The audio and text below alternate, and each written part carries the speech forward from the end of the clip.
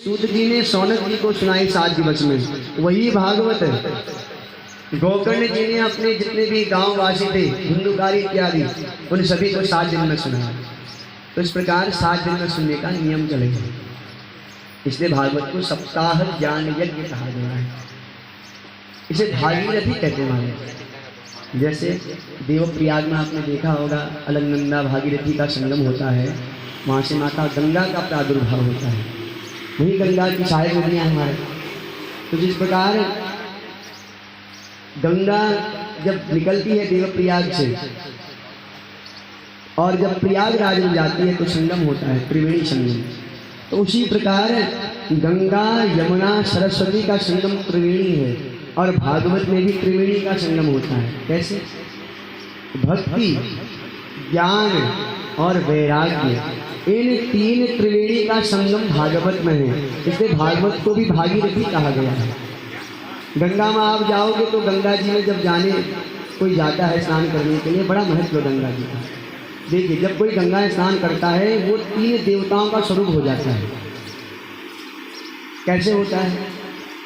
जब कोई गंगा जी के निकट जाता है, गंगा जी को प्रणाम करता है, जब स्नान करने के लिए गंगा जी में जब कोई प्रवेश करता है तो पहले पांव रख हो जाता है, क्योंकि नारायण भगवान के चरणों से ही गंगा जी का प्रादुर्भाव कहा गया है। और जब भक्त गंगा जी में डुबकी लगाता है, आपने देखा होगा जब आप डुबकी लगाते हैं तो गंगा जी सर के ऊपर आ जाती है, आती है, तो उस समय भक्त भगवान शंकर का स्वरूप हो जाता है। जिस प्रकार शंकर जी की जटाओं में गंगा जी हैं, उसी प्रकार गंगा जी उस भक्त के मस्तक पर आ जाती हैं। और जब वही भक्त स्नान करने के बाद कमंडल में गंगा जल को लेकर, किसी पात्र में गंगा जल को लेकर आता है, तो वो भक्त ब्रह्मा का स्वरूप हो जाता है। एक भागवत की गंगा है जो सुनने से तारती है। जब आप कानों से उस कथा का श्रवण करते हैं तब आपका हृदय पवित्र हो जाता है। बोलिए भागवत भगवान की जय। उस प्रकार 2 दिवस आपने राजा परीक्षित को लगे हुए श्राप की कथा सुनी। 3 दिवस में आप उसी प्रकार भूमि को डुबा दिया हिरण्याक्ष ने, पर भगवान ने वराह अवतार धारण करके भूमि का उद्धार किया।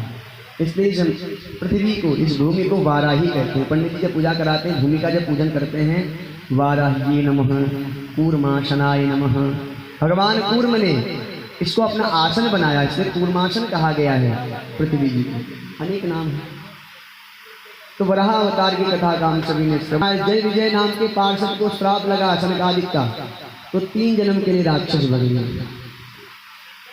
पहले में हिरण्यकशिप हिरण्याक्ष, दूसरे में रावण कुंभकर्ण, तीसरे में शिशुपाल और दंतवक्र।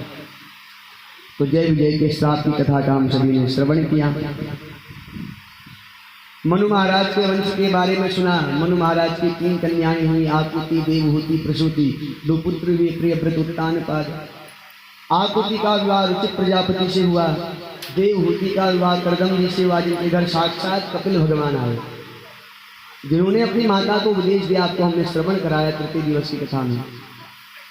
अगर कोई पहले दिन से 7वें दिन तक कथा न सुन पाया हो, मतलब 7 दिन की कथा सुन ली, सारा सार आज सुनने को मिल जाएगा।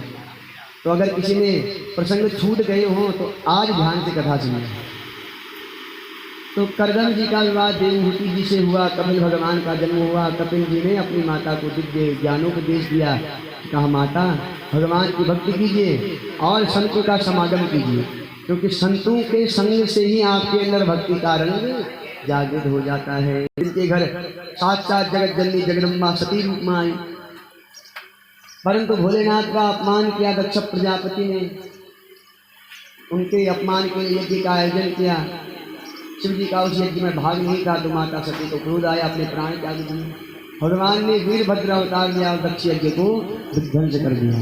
देवताओं की प्रार्थना पर उस यज्ञ को पूर्ण कराया, और देवताओं ने और ब्रह्मा जी ने कहा हे भोलेनाथ आपका ही भाग होगा। इसलिए यज्ञ में जो शेष बचता है उसे रुद्र भाग कहा गया है, भगवान शंकर का भाग। तो इस प्रकार हमने